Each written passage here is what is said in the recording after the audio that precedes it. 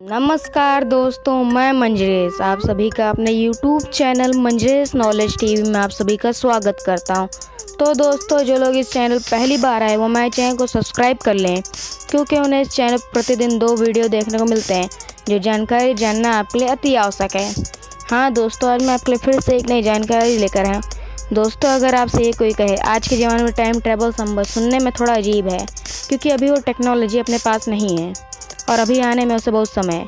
पर दोस्तों, पुष्पक विमान जिसके बारे में आप सभी ने सुना होगा, ये जो विमान था ये कुबेर के पास था, जिसे रावण ने छीन लिया था। दोस्तों, ये एक ऐसी जगह पे पाया गया जिसके बारे में आप सभी ने सुना होगा। तो दोस्तों, आइए बिना किसी देरी के ये जानकारी मैं आपको देना शुरू करता हूँ। क्या अफगानिस्तान की धरती पर मौजूद है 5000 साल पुराना विमान?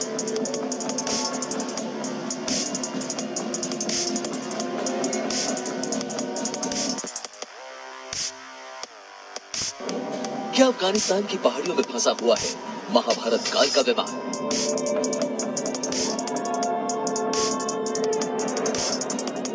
ऐसा विमान जिसका जिक्र प्राचीन भारतीय ग्रंथों में मिलता है।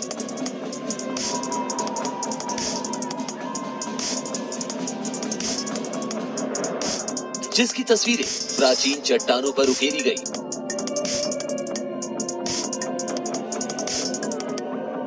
जिसका प्रयोग देवताओं ने किया,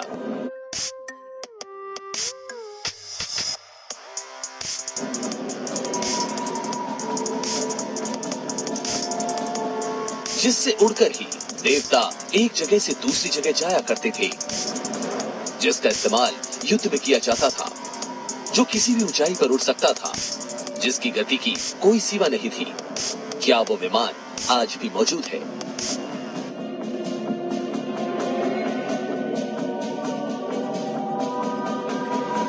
– 2012 में अफगानिस्तान की एक गुफा में 5000 साल पुरानी ऐसी ही फ्लाइंग मशीन मिलने का दावा किया गया था, जिसकी खोज में गए 8 यूएस सोल्जर्स आज तक नहीं लौटे। तो क्या है इस विमान की मिस्ट्री? ये कहां से आया और इसका संबंध भारत से कैसे है? आइए आपको बताते हैं। हमारे धर्म ग्रंथों में विमानों का जिक्र कई स्थानों पर किया गया है। कुबेर के पास मन की इच्छा से चलने वाला विमान था। यात्रियों की संख्या के मुताबिक इसका आकार कम और ज्यादा भी हो जाता था।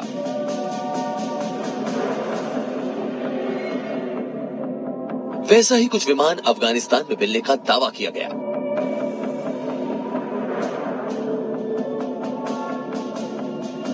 आज से कुछ साल पहले कंधार में अमेरिकी सैनिकों को एक गुफा में एक प्राचीन यंत्र मिला जो विमान जैसा था।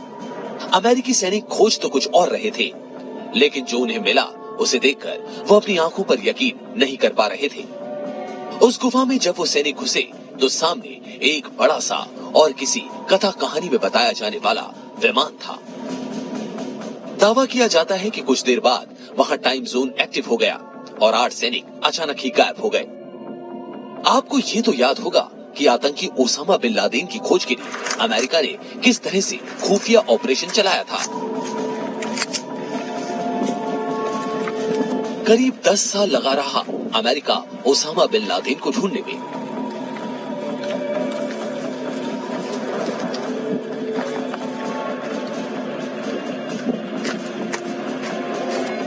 इसी खोज के दौरान अमेरिकी सैनिकों को पौराणिक इतिहास से जुड़ा वो यंत्र मिला जिसने सबको हैरान कर दिया। दरअसल सैनिकों को कंधार की एक गुफा में एक अद्भुत विमान मिला। इसकी जानकारी जब वैज्ञानिकों को मिली तो चौंकाने वाला सच सामने आया। इस विमान की लंबाई लगभग 12 फीट बताई गई। ऐसे ही एक विमान का उल्लेख महाभारत युग की कथाओं में मिलता है, जिसमें बताया जाता है कि 4 पहियों वाला 12 फीट का एक विमान है। इसके पहियों में कई अस्त्र लगे हैं जो युद्ध के दौरान शत्रुओं का विनाश करने के लिए काफी हैं। इस विमान को देखकर सबके होश उड़ गए। यूएस एयरफोर्स की लीक इंफॉर्मेशन के मुताबिक साल 2012 में 5000 साल पुरानी फ्लाइंग मशीन का पता चला था। भारत की कई पौराणिक कहानियों में ऐसे ही विमान का जिक्र है। यह अफगानिस्तान की सबसे दुर्गम पहाड़ियों में कहीं दबा हुआ था। इसे खोजने के लिए यूएस आर्मी ने अफगान डेजर्ट में एक स्काउट मिशन भेजा था, जो आज तक नहीं लौटा। लेकिन इस विमान ने सबको एहसास करा दिया कि आज से 5000 साल पहले भी विमान हुआ करते थे।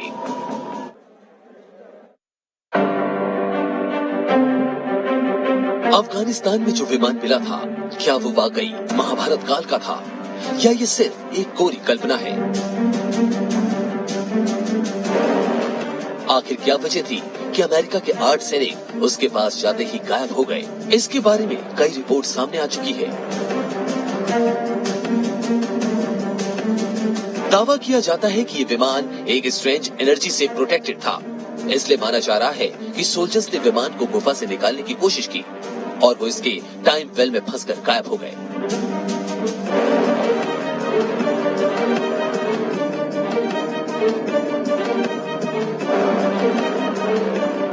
टाइम वेल को विमान की प्रोटेक्टेड शील्ड बताया गया। ये इलेक्ट्रोमैग्नेटिक रेडिएशन ग्रेविटी फील्ड जैसा है।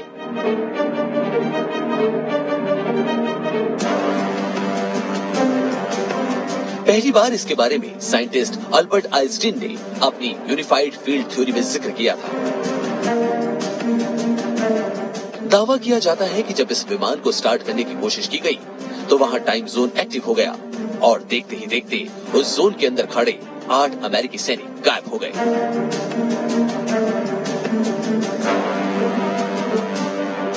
एक और खास बात ये कि इस विमान को स्टार्ट करते वक्त तेज लाइट देखने को मिली। ऐसी ही लाइट जलने वाले विमान का जिक्र महाभारत की कहानियों में भी मिलता है। सैनिकों के गायब होने की इस घटना के बाद रशियन फॉरेंसिक इंटेलिजेंस सर्विस ने इसकी पड़ताल की और एक रिपोर्ट पेश की, जिसमें बताया गया कि ये विमान करीब 5000 साल पुराना है और ऐसे विमान का जिक्र भारतीय ग्रंथ महाभारत में मिलता है।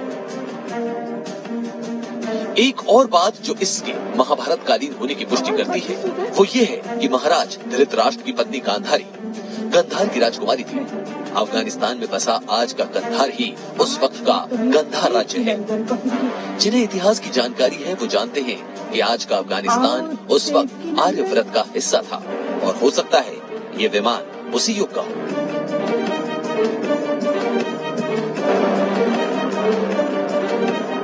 दावा किया जाता है कि विमान के प्रोटेक्टेड शील्ड के जरिए यहाँ एक्टिव हो जाने वाले टाइम वेल के कारण ही इस विमान को गुफा से निकाल पाना संभव नहीं हो पाया। वैज्ञानिकों का कहना है कि टाइम वेल एक ऐसा जोन होता है कि यहाँ आने वाला हर शख्स गायब हो जाता है। ऐसा इस क्षेत्र में मौजूद इलेक्ट्रोमैग्नेटिक वेव्स के कारण ही होता है। जानकारी मिलने के बाद इसकी जांच में पहुंची टीम के 40 सदस्य और जर्मन शेफर्ड कुत्ते सभी गायब हो गए, क्योंकि जिस वक्त वो इस विमान के बारे में जानकारी जुटा रहे थे उस वक्त टाइम वेल एक्टिव हो जाने के कारण वो सभी सैनिकों की तरह गायब हो गए। वैज्ञानिक उनके मरने की बात इसलिए नहीं कह रहे क्योंकि अब तक उनमें से किसी का भी शव नहीं मिला। आपको बता दें कि संस्कृत के प्राचीन ग्रंथों में करीब 113 विमानों का जिक्र मिलता है। रामायण में भी पुष्पक विमान का जिक्र मिलता है। माना जाता है कि लंका के राजा रावण ने पुष्पक विमान में ही माता सीता का हरण किया था।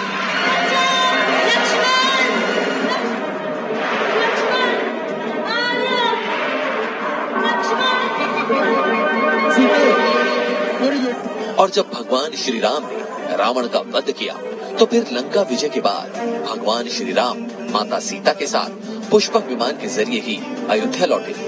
बरसों के बाद हुई इर्त की वंदना। ऐसे में अगर अफगानिस्तान में किसी पौराणिक विमान का दावा किया जाता है तो हो सकता है कि ये भारत से ही जुड़ा कोई विमान हो जो अफगानिस्तान में फंस गया हो और 5000 साल के बाद भी सुरक्षित हालत में हो।